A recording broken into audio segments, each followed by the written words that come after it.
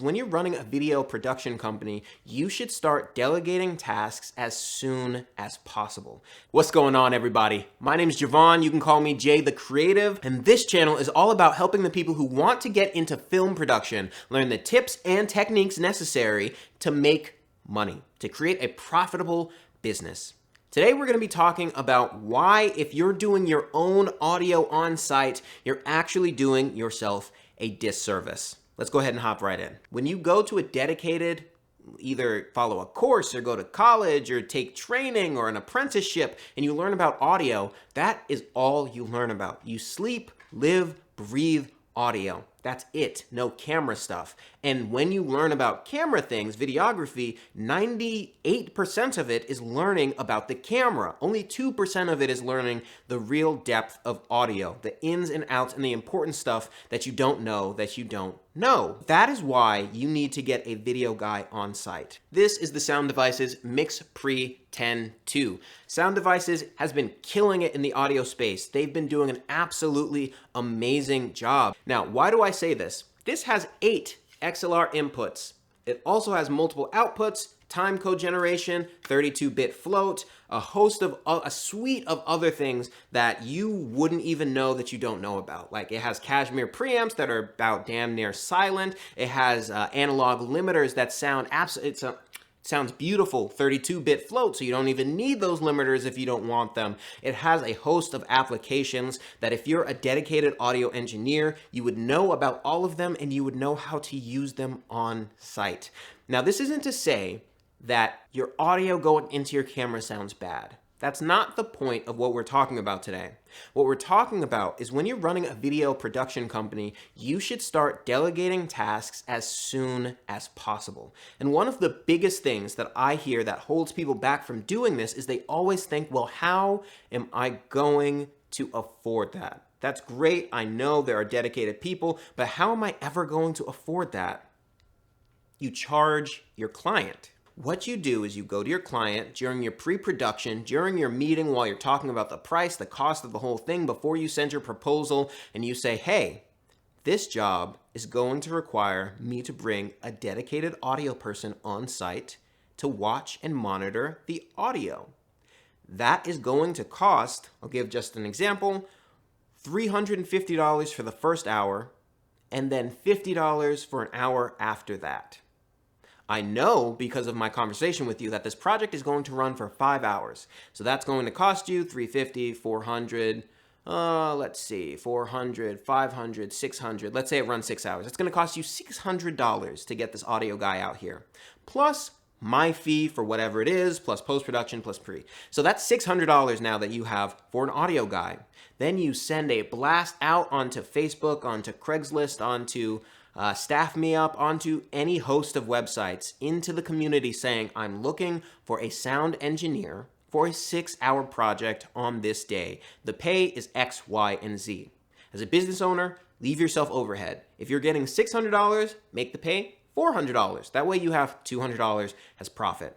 The person comes out, they are in charge of monitoring your audio. You're in charge of monitoring the camera. You can even bring someone out in charge of monitoring the lights. Your project will go a lot smoother. You won't have to worry about 50 variables, and you will be in charge of one thing that you absolutely know how to do to the best of your ability. That is how a video production company should be run. It is not solo. There's a difference between YouTube video production and commercial video production.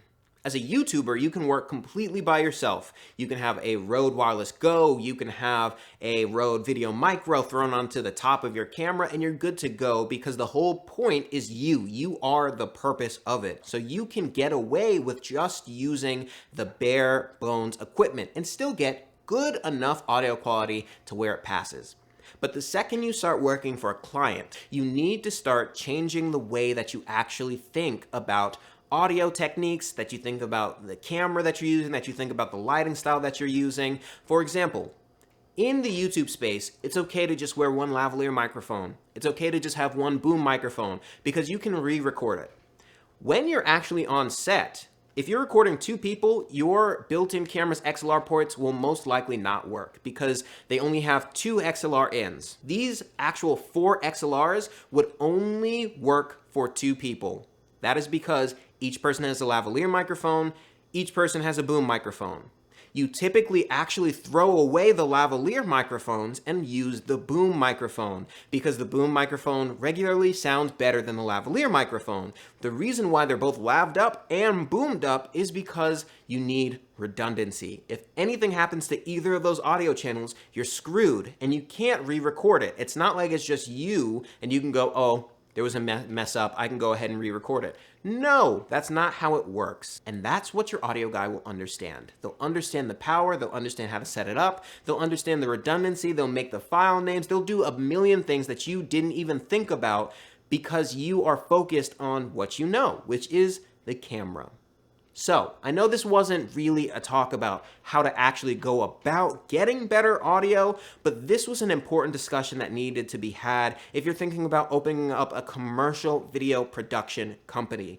Hire the additional help that you need. This is a team effort, and you don't have to keep them on as staff members. You can just reach out into Staff Me Up. You can send a message out on the Facebook groups. You can build a community of people who collaborate with each other to get these larger projects done. That's how you make more money, provide more value, and make your workflow a world easier when you're actually on set. Hope that you guys enjoyed this. I hope that this helped answer some of your questions, especially in the audio space.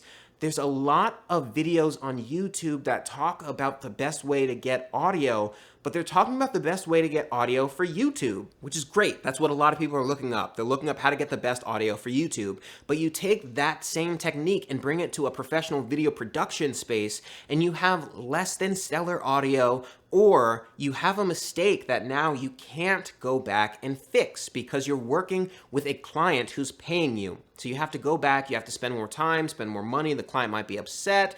There are a lot of things that you need to get right, and delegating that to other people will help you get there. Once again, this channel is made to help you learn the tips and the techniques for opening up a video production company and getting value out to your clients. If you enjoyed content like this, go ahead and click on that like button. If you didn't like it, click that dislike button. And if you want more videos like this, subscribe for more. With that, I'll catch you in the next video.